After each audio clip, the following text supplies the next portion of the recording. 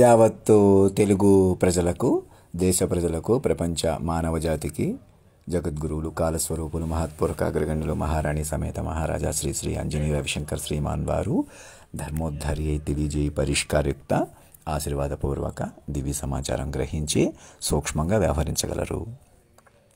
మమ్మల్ని కొరువు తీర్చుకోవడం అంటే గ్రాడ్యువల్గా బంధాలు, ఇప్పుడు మీరు పెంచుకున్న మీ పిల్లలు కానీ, మీ ఇంట్లో తాత మనవడు అనే బంధం కానీ, ఆస్తి కానీ, డబ్బులు కానీ, ఇలా లోకంలో అభివృద్ధి చెందాలి, లోకంలో ఎదగాలి, మనం ఇలా సుఖంగా ఉండాలి అనే దీర్ఘకాలిక దృష్టి కానీ, అప్పటికప్పుడు సుఖపడిపోవాలి, వీలైనంత ఆనందించేయాలి అనేవి కూడా ఇక మీద మీకు మృతప్రాయమే.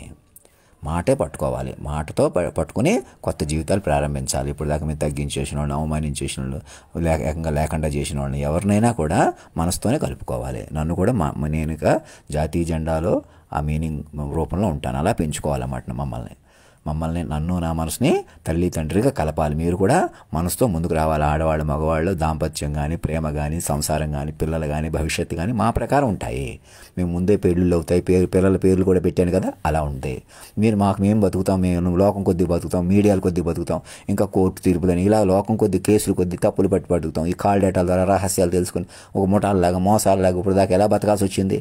అలా చేయడం వల్ల ఏమైంది, మీరు అప్పుడు కూడా వెలిగిపోతున్నారు కానీ గాల్లో దీపాలు అయిపోయారు అందరూ కూడా. ఎవరి చేతిలో లేరు. అలా ప్రపంచం అలా లేదు. సురక్షితంగా పెరుగుతున్న టెక్నాలజీ కానీ, ఆర్టిఫిషియల్ ఇంటెలిజెన్స్ కానీ, ఇప్పుడు 4G 5G కానీ ఇవన్నీ వినియోగంలో రావాలంటే మీరు మనసే పెంచుకోవాలి. ఉన్న పడంగా మనసులు పెంచుకోండి.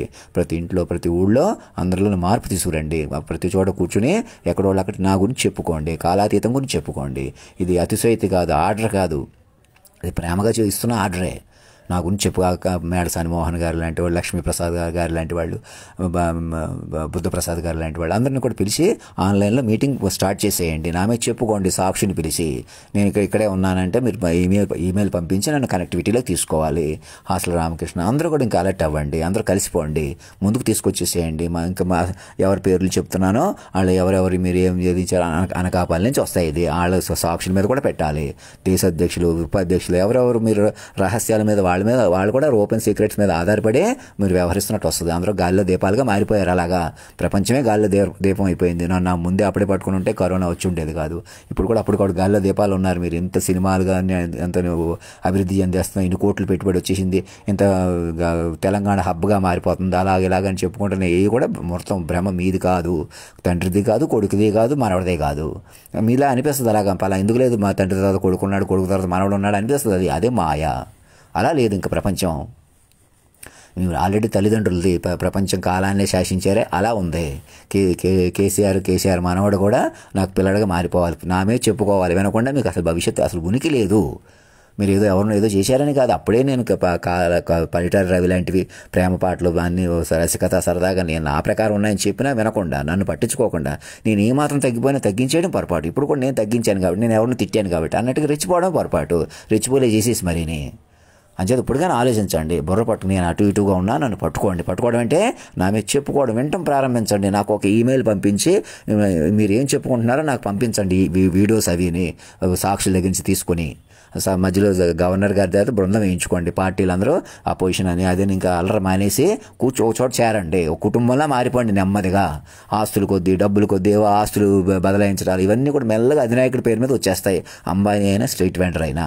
మీరు ఎవరు వ్యక్తిగతంగా ఏదో సంపాదించి ఏదో చేయడానికి లేదు. ఇంకా ఆర్టిఫిషియల్ ఇంటెలిజెన్స్ ఇవన్నీ పనికిరావాలి. నిజంగా మీ చేతిలోకి రావాలంటే, దేశం, ప్రపంచం నిజంగా మీ చేతిలోకి రావాలంటే, మీ పిల్లలు, మీ భవిష్యత్తు నిజంగా మీ చేతిలోకి రావాలంటే నన్ను పట్టుకోవాలి.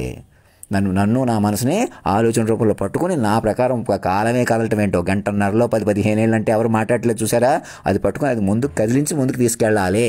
అప్పటిదాకా ఈ బంధాలు, మొన్నదాకా పెళ్లి చేసుకున్న వాళ్ళు, ఎప్పటి నుంచో పెళ్ళి అయిన వాళ్ళు, రేపొద్దున మరణిస్తాను అన్నట్టున్న వాళ్ళు ఎవరైనా కూడా నన్ను కనెక్ట్ అవ్వాలి. నన్ను కనెక్ట్ అయ్యి చూసుకుని ముందుకు వెళ్ళాలి. అలా ఎక్కడో అక్కడ చెప్పుకొని వినాలి. నా దగ్గరికి ఒక ఈమెయిల్ పంపంగానే 2 గంటల్లో కానీ, 4 గంటల్లో కానీ, 4 రోజుల్లో మ్యాక్సిమం నేను అందరికీ నేను మాత్రమే అధిష్ఠించగల వచ్చే సంవత్సరం మీద అధిష్ఠించేసానంటే సరిపోద్ది. లేదా నేను పెట్టిన ఫోటో మీకు సరిపెట్టుకోవాల్సి వస్తుంది. దాంతో స్లోగా వెళ్తారు ముందుకి. నేను చెప్పినట్టు వచ్చిన వేగం కాకుండా ఇంకా మనుషులు కొద్దీ డీల్ చేసే స్లో అయిపోతారు. భిన్నంగా అలా మా మృతంలోనే కొనసాగుతారు. నా వేగం వేరే వేగం లేదా సూక్ష్మం అనమాట. నాకు నా మధ్య నా మనసుని ఎలాగ చీకటి బంధంగా మమ్మల్ని ఎలాగైనా తప్పుగా చూడకూడదు, నన్ను నా మనసుని పవిత్రీకరించుకుంటూ మీరు పవిత్రీకరణలోకి రావాలి. మీ బంధాల కొద్దీ మీ ఇక్కడ లోకంలో బంధాల కొద్దీ ఇంకా అలా రాదు. నన్నే శాశ్వత దాంపత్యంగా రాధాకృష్ణుల ప్రేమగా లక్ష్మీనారాయణుడిగా రాముడు సీత గల ప్రేమికులమైన ఎవరమైనా మేమన్నమాట. స్నేహమైన బంధమైన ఏదైనా మా ప్రకారం చూసుకోవాలి. కొత్తగా మీ ఇష్టం వచ్చి కోరుకోకూడదు. అది భిన్నంగా తీసుకుపోవడం అవుతుంది అనమాట. మీరు మొత్తంలోకి వెళ్ళిపోవడం, మొత్తం ప్రపంచాన్ని మొత్తంలోకి తీసుకెళ్ళిపోవడం అని ఏ ఒక్కడి వల్లనే అవుతుంది అనమాట. నేను ఒక్కడే, మీరు ఒక్కడే, అలా అలా వస్తుంది అనమాట. ఇప్పుడు మీరు ప్రతి ఒక్కరూ ఆ ఒక్కడిని, అంటే సర్వం చెప్పిన ఒక్కడిని పట్టుకోవాలి. నన్ను ఒక్కడిని చేసుకోవాలన్నమాట. నేను ఒక్కడనే ఉంటాను అనుకోకూడదు. నన్ను ఒక్కడిని చేస్తేనే మీరు ప్రతి ఒక్కరికి స్వతంత్రం వస్తుంది. అది కాన్సెప్ట్. ధర్మో రక్షతి రక్షత సత్యమేవ జయతే.